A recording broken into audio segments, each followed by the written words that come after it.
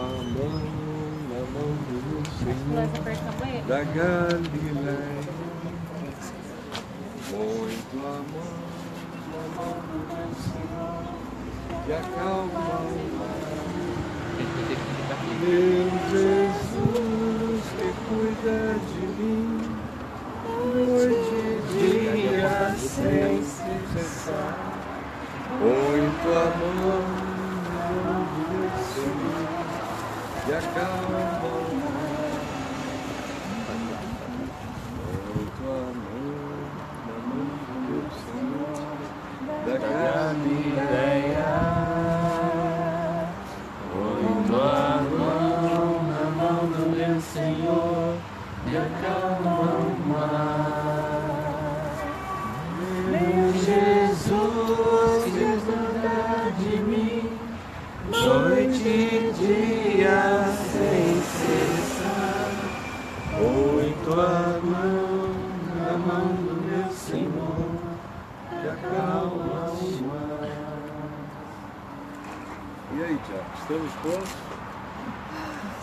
Gente querida, eu quis dar essa paradinha aqui no pôr do sol, antes da gente descer, principalmente para Tiberíades. É claro que tem algumas outras. Não está dando para ouvir nada? Tá, vou falar o mais alto que eu conseguir. Eu não vou pedir para vocês chegarem mais perto, porque está bom assim mesmo. Tem outros lugares aqui onde a visão é até um pouco mais panorâmica, mas esse aqui tem esse conforto da gente sentar e olhar esse fundo, e temos algumas explicações rápidas. Mais do que explicações, eu gostaria que a gente olhasse para esse lugar. Você que está vindo pela primeira vez, segunda vez, eu não sei quantas vezes você veio, e nem precisa ter vindo muitas e nem poucas, eu já vi muitas e muitas. E você é uma pessoa de fé, eu queria ter essa fé, mas eu não consigo ter. Aí, aqui na Galileia, nós demos uma parada num lugar como esse, estava um dia lindo, esplendoroso, maravilhoso. E ele falou para mim, olha, eu não creio que Jesus é Deus, mas eu sei por que ele escolheu esse lugar para passar a maior parte do tempo com os discípulos dele. Aí eu falei, por que você acha que foi? Ele disse, porque até eu que sou ateu fico inspirado. Eu fico. E eu continuo, desde aquele tempo. Galileia, no hebraico, vem da palavra galil, que significa redondo. Círculo. A gente está num círculo de 22 quilômetros de comprimento, na média de 12 de largura, e ele é ovalado. O Jesus passou a maior parte do ministério dele, que não foi longo, foram 3 anos e 3 meses, 3 anos e 6 meses no máximo, boa parte do tempo aqui, nas cidades em volta, a gente lê nos evangelhos, percorrendo a Galileia, as suas aldeias, cada uma dessas pequenas cidadezinhas que havia dezenas de volta, os lugares nos quais ele realizou as suas curas, milagres. Esse é um ambiente da travessia sobre as águas, esse é um ambiente do acalmar das tempestades. Aí a gente olha para lá e diz, que tempestade? Acalmar o quê, meu Deus? O Lago Michigan, nos Estados Unidos, dá de bilhões nesse aqui em tamanho, em força. A gente tem no Brasil lagos enormemente mais poderosos, mas nenhum lago tem um significado desse que é chamado de mar, justamente numa região tão seca quanto esta. Uma quantidade de água como essa que a gente tem aqui, para quem não tem acesso à água, é um verdadeiro mar de água doce mesmo. Até hoje, o país depende significativamente das águas que vêm da Galileia. Não só Israel, mas a Jordânia também divide essas águas. Ela tem um papel essencial. E a tempestade, esse lago está construído no meio do que se chama de depressão sírio-africana, de modo que as águas que vêm do norte, dos ventos que vêm do norte da Síria, vêm do alto, quando eles descem pelas montanhas, vocês veem que ele é todo cercado de montanhas. Quando esses ventos descem pelas montanhas, eles chegam com a força de tufões. E eu já tive algumas experiências de experimentar aí dentro do Mar da Galileia a fúria desses ventos. A última vez a Adriana estava comigo, nós alugamos uma lancha com um amigo à tarde, devia ser umas 2 horas da tarde, alugamos uma lancha e nós saímos. Mas estava ventando tanto, que todo mundo entrou em pânico na lancha, as ondas... E para piorar a história, a lancha ainda quebrou o motor do lago. Aí o povo panicou, nós não éramos muitos, nós éramos o quê? Umas 6, 7 pessoas dentro do barco. A esposa dele, especialmente, entrou num desespero danado. Como é que a gente vai sair daqui? Eu amazonense, né? Olhei para o lado, aquela água fresca, gostosa, meti a mão ali, ela batia na cara, eu digo, olha, tá tudo bem, a gente sai nadando. Mas piorou a história quando eu falei isso, porque deu a certeza de que talvez a solução fosse sair a nado. Mas já estive em situações e ocasiões onde o vento é tão forte que até o barco que a gente vai apanhar aqui, num desses dias à tarde, para fazer a volta no lago, às vezes não sai. É recomendável que ele não saia por causa dos ventos. Então, e os barcos que eles usavam nos dias de Jesus não tinham esse poder, esse calado todo, de modo que para os pescadores era assustadora a possibilidade, como até hoje em barcos grandes, eu acabei de dizer, não é aconselhável fazer a viagem quando os ventos vêm e descem com aquela força extraordinária. O que mais me encanta aqui é o modo como o Evangelho de Mateus descreve a razão pela qual Jesus veio para Galiléia. Saiu de Nazaré, nós passamos bem do lado, bem próximo, depois nós vamos visitar Nazaré. Saiu de Nazaré e veio para Cafarnaum, situada à beira-mar. Nós também vamos visitar Cafarnaum, e foi lá que ele estabeleceu a sua residência operacional, sua residência prática. E a razão pela qual Mateus diz que ele fez isso foi para se cumprir a palavra do profeta Isaías, que dissera: terra de Zebulon, terra de Naftali, caminho do mar, Galiléia dos gentios. O povo que vivia em trevas viu grande luz, e os que viviam na região da sombra da morte resplandeceu-lhes a luz. E foi por causa disto que ele veio morar aqui. Agora, o interessante é a combinação da profecia com a geografia, com a topografia. O povo que vivia na região da sombra da morte. Topograficamente falando, esse é um lugar baixo, como a gente está vendo aqui agora. Daqui a pouco o sol vai baixar e do lado de lá das montanhas, ou no Mediterrâneo, ainda vai ter sol. Mas aqui não. Aqui o sol acaba antes. A sombra chega antes. Tudo escurece antes, como ilumina depois. Porque as aldeias estão embaixo e as montanhas cercam tudo em cima. Então a topografia já conta essa história. A topografia é parte da poesia de Isaías. Mas não era só por razões topográficas. que Isaías disse isso.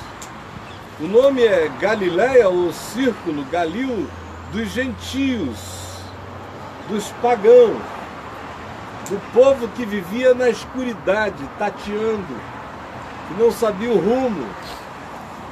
Desde há muito que esta era uma região considerada de segunda categoria.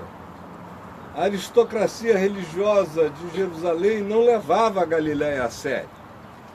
A prova disso é quando anunciaram que Jesus de Nazaré, da Galileia, era o cara, era possivelmente o Messias, ou no mínimo era extraordinário.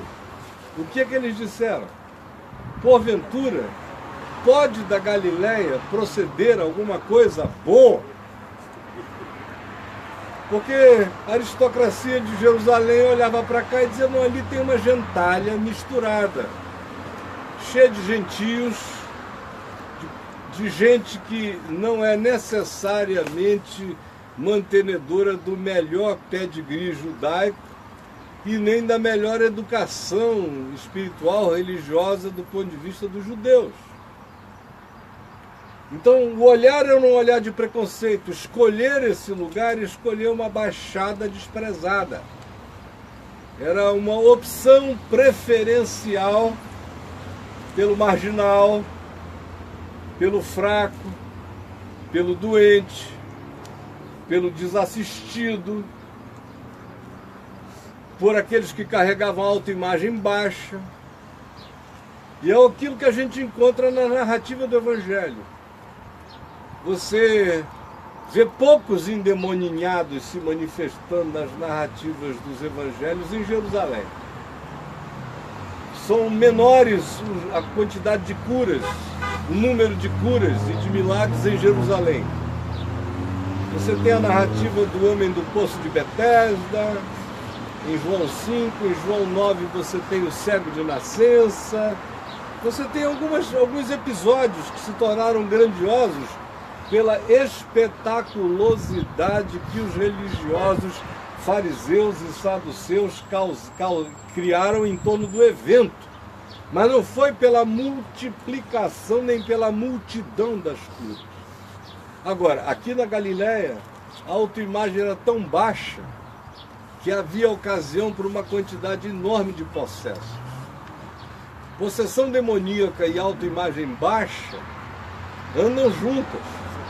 Quanto menos identidade, mais chance de possessão.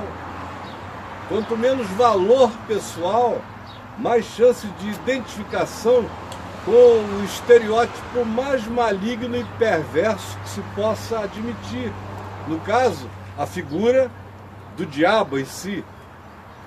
Uma pessoa que vive em estado de total autodesprezo, de total não consideração e de autoimagem esmagada, não tem aquilo que Tiago chama de capacidade de resistir o diabo para que ele fuja de si. O indivíduo já a priori é entregue, é vendido, ele não consegue valorizar a si mesmo, portanto ele existe num vácuo de ser. Por isso superabunda a quantidade de possessos. As superstições também engraçavam aquilo. Um lugar de muita crença, crendice e superstição. Muitos anos depois, já no tempo do rabino Bar Kokhba, já no início do segundo século, isso aqui se tornou um grande centro de fomento teológico, onde o Talmud veio a ser produzido, outras literaturas hebraicas. Mas nos dias de Jesus, que Jerusalém ainda existia, enquanto Jerusalém não tinha sido destruída nos anos 70, todo o centro e toda a convergência da intelectualidade, do conhecimento, da educação, estava em Jerusalém. E um lugar como esse era uma baixada de desprezo. E é para cá que ele vem, aonde todos estão desassistidos, e as doenças são enormes, as angústias são imensas, e as pessoas não creem em si mesmas, de modo algum. Eu acho isso maravilhoso, porque essa é uma escolha preferencial, do ponto de vista de se eu vou dar a minha vida do ponto de vista de um convívio humano, ele decidiu que daria a vida dele justamente na ambiência do desprezo. Ele inverte a perspectiva de Jerusalém. Jerusalém olha para cá e diz: pode porventura da Galileia proceder alguma coisa boa? Jesus, por outro lado, olha para Jerusalém e diz: porventura algum profeta morre fora de Jerusalém? Aqui é o lugar onde se salva, gente. Lá é o lugar onde se mata, gente. Ele inverte essa ordem radicalmente. A leitura do Evangelho deixa isso tão claro. Quando o dia de Pentecostes chegou, vocês lembram? Que eles começaram a falar em línguas que não conheciam. Dentre as perguntas que foram feitas, tem uma extremamente significativa, que diz o seguinte: não são porventura estes galileus que estão falando em línguas que eles não conheciam? Como pode isso ser, se eles procedem da Galiléia? Eles mal falam hebraico, mal falam aramaico, eles tropeçam na língua lá. Uma coisa interessante é que João, que era dessa região, e que escreveu, de acordo com a maior parte dos eruditos, o livro do Apocalipse, o livro do Apocalipse está cheio de erros mesmo de natureza gramatical. E o que é bastante coerente com um cara que não tinha essa erudição toda. Quando você vai percebendo os detalhes de todos esses aspectos, você vê que Jesus escolhe os não escolhíveis. Ele vai atrás dos desprezados, dos não queridos, dos não abraçados pelo ambiente social à volta, dos psicologicamente frágeis. É do outro lado desse lago, que estava a terra dos Gerazenos. Hoje você visita Gerasa na Jordânia, um lugar maravilhoso para se visitar, com ruínas lindas de se ver. O Gadara, do outro lado, que fazia parte do que se chamava de 10 cidades, Decápolis, entre elas Bet-Shean, que a gente vai visitar também, fazia parte desse conjunto de cidades. E a cidade do Gadareno, do malucão, do maior doido, do Raul Seixas elevado à milésima potência do Evangelho. Lá, aqui, em volta disso, tudo que a gente chama de lindo, comovente, interessante, humano, extraordinário, acontece aqui. Aquele centurião que diz a Jesus: não, tu não precisa entrar na minha casa, manda só uma palavra e o meu servo ficará curado, era daqui. Onde Jesus disse: em verdade eu vos digo que em todo Israel eu nunca vi uma fé como esta. É dessa região.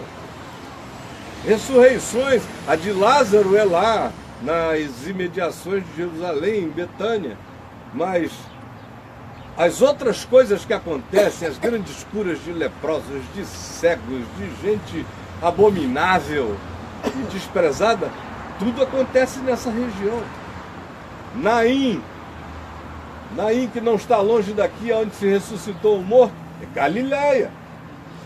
Então, essa é a região do desprezo e que foi objeto desse amor especial de Deus, de modo que quando a gente vê essa escolha, essa deliberação de vir para cá, cumpre-se o espírito de todos os salmos, de todas as profecias do Antigo Testamento, porque todas elas apresentavam Deus solidário com aqueles em relação aos quais ninguém se solidarizava. É o pobre, é o oprimido, é o necessitado, é o angustiado, é o frágil, é o amedrontado, é o desprezado. Esse é que está no topo dessa lista de prioridades de amor e de derrame de graça. Em geral, esses são também os mais abertos, são os mais suscetíveis, são os capazes de abraçar sem discussão a oferta do amor de Deus. Aonde quer que você encontre carências humanas estabelecidas pela profunda necessidade do ser humano, ali, por nenhuma razão especial, senão exclusivamente pela carência de tudo, tudo é necessidade que faz o coração se abrir na expectativa de que a visita da salvação nos acometa e lhes seja real e verdadeira. Olhem bem para esse lago, não como quem vai visitar uma porção de água, uma poça de 22 quilômetros de comprimento e 12 de largura, mas como quem visita um Marquete-Pia, como quem visita uma geografia que grita em vocês, se amoleça e se torne sensível para o que vai acontecer. Esse primeiro dia não reflete ainda a nossa viagem. Daqui para frente, cada vez mais na Galiléia, essa vai ser uma viagem para dentro do coração. Hoje em Jope, nós falamos sobre assuntos tópicos, e a pessoa preocupada com outras coisas. Teve um que eu nunca mais me esqueci. Ele veio muitas vezes, e gostava de vir comigo. Teve um dia que eu falei, não vem mais comigo não, escolhe outro cara para te trazer. Aí ele falou, por quê? Eu falei, porque eu não aguento mais ficar na situação com a qual eu estou agora, nesse momento.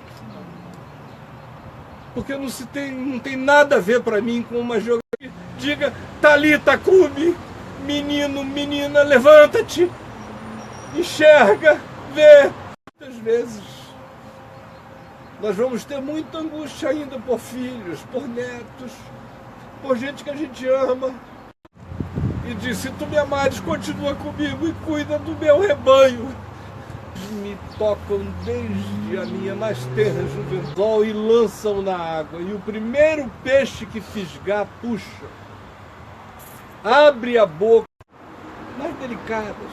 Vocês imaginam quantos bilhões de peixes tem aí? Acessos à água.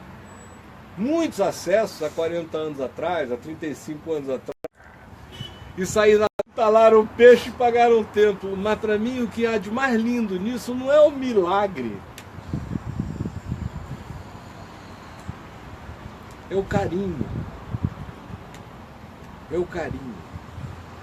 É a individuação do cardume. No meio de um cardume de milhares e milhares tem um peixinho entalado. Empachamento de cada um de nós.